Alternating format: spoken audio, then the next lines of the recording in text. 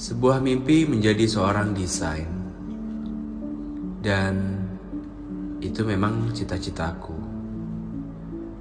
Bahkan dari sekolah dasar pun aku sudah menyukainya.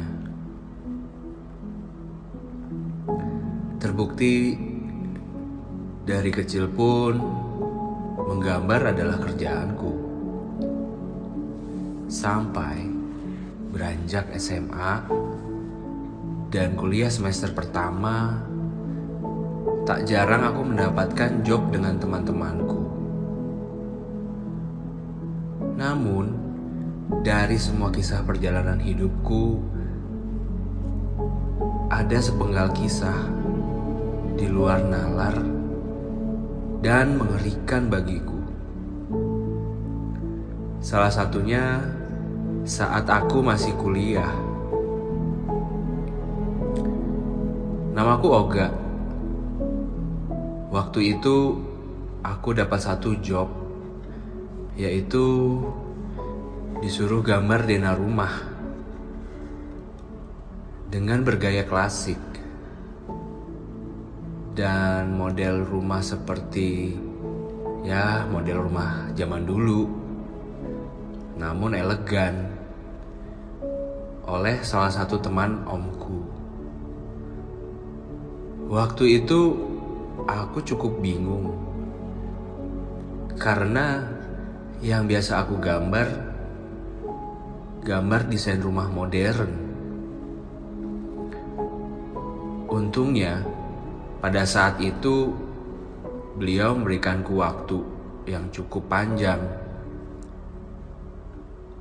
hingga keesokan harinya aku coba mencari ke sebuah toko buku yang terletak di Jalan Pajajaran saat itu. Namun justru kabar baik aku temukan dari temanku yang kebetulan ketemu di toko tersebut.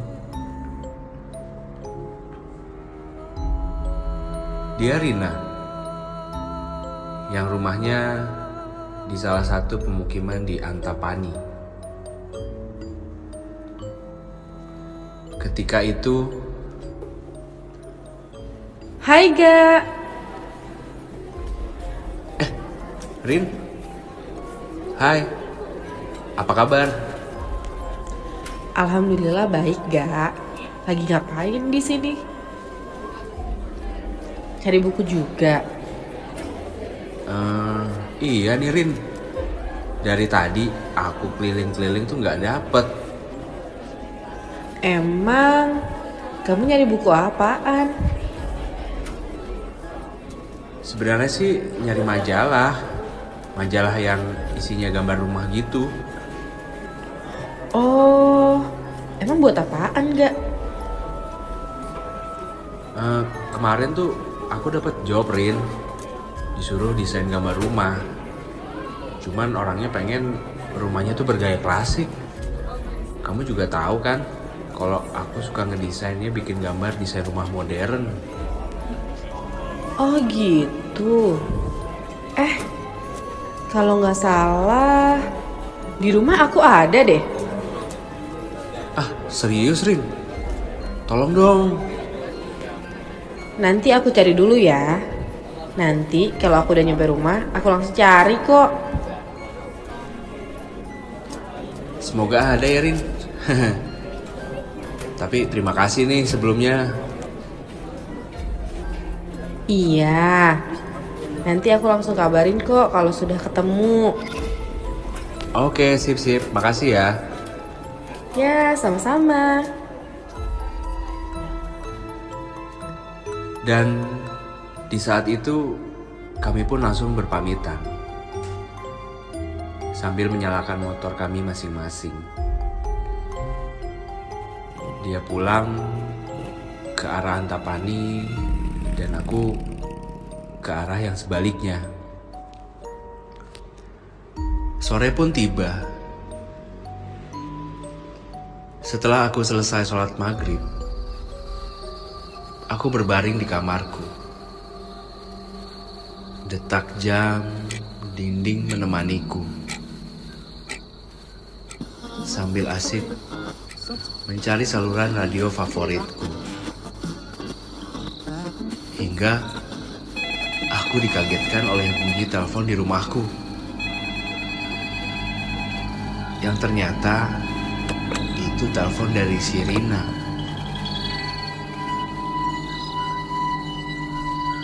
Aku sangat senang saat itu, karena di pembicaraan saat kami ngobrol di telepon, mengabari kalau buku itu ada dan boleh diambil malam ini juga.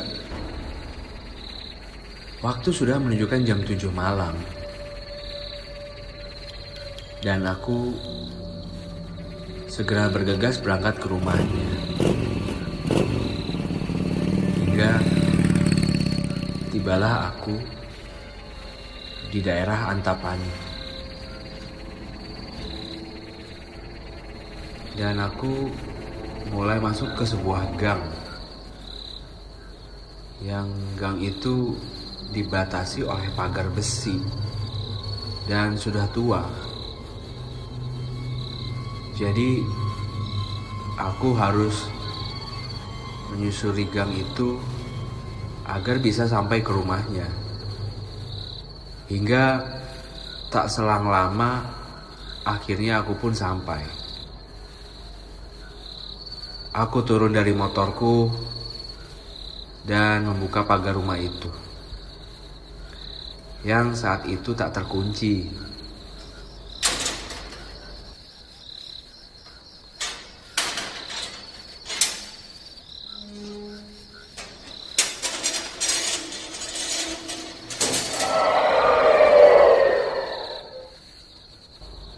Hawa dingin langsung terasa berhembus dari rumahnya. Aneh. Padahal ini belum terlalu malam. Sambil kulihat jam di tangan, menunjukkan hampir jam 8 malam. Tapi kenapa hawanya berubah? Menjadi gak enak dan dingin sekali. Kemudian sesampainya di teras, Assalamualaikum,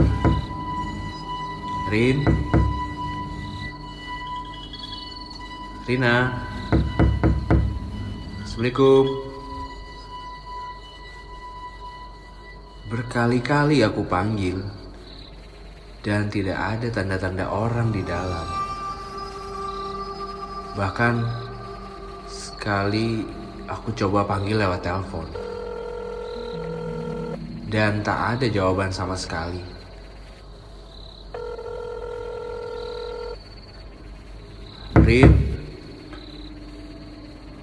Rin, Assalamualaikum. Rina. Ku coba untuk panggil kembali, namun tetap tak ada yang datang ataupun ngerespon dari dalam. Untuk yang terakhir kalinya, aku coba untuk memanggil kembali. Rina? Rin? Misi? Sambil aku mengintip di sebuah jendela besar persis samping pintu. Sampai aku yakin ada seseorang di dalam. Karena saat aku melongok ke kaca, aku melihat sebuah bayangan yang bergerak. Tapi kenapa dia diam saja? Dia hanya terdiam di pojokan sana. Sambil aku pandangi, aku coba sambil memanggil lagi. Sambil kupandangi, aku coba sambil memanggil lagi. Hingga sosok itu perlahan mendekat. Semakin dekat. Mendekat ke arah jendela. Anehnya, mataku tidak bisa lepas. Seolah-olah terkunci dan aku membatu dengan posisi wajahku menempel di kaca. Hingga, ya Tuhan, sosok itu menempel juga wajahnya, di mana aku menempelkan wajahku. Hingga sosok itu terlihat jelas karena wajah sosok itu tepat di ujung hidungku yang hanya terhalangi oleh kaca.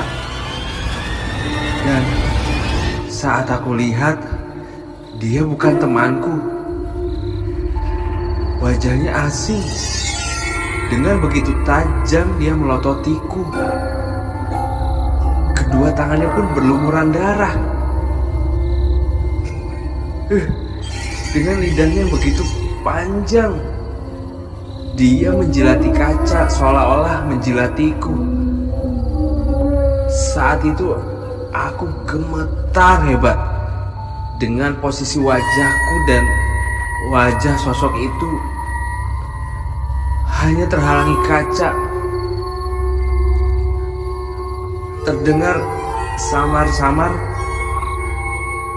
sosok itu mengeluarkan suara.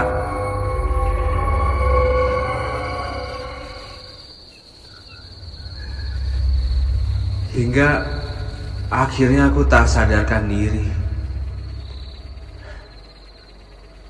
Dan ketika aku tersadarkan, aku sudah terbaring di sofa.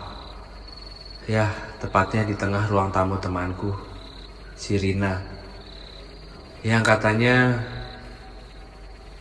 dia menemukanku tak sadarkan diri di teras rumahnya saat Rina dan kedua orang tuanya baru pulang melayat dari tetangganya. Dan sebenarnya di saat itu sebenarnya rumah Rina lagi tidak ada siapa-siapa.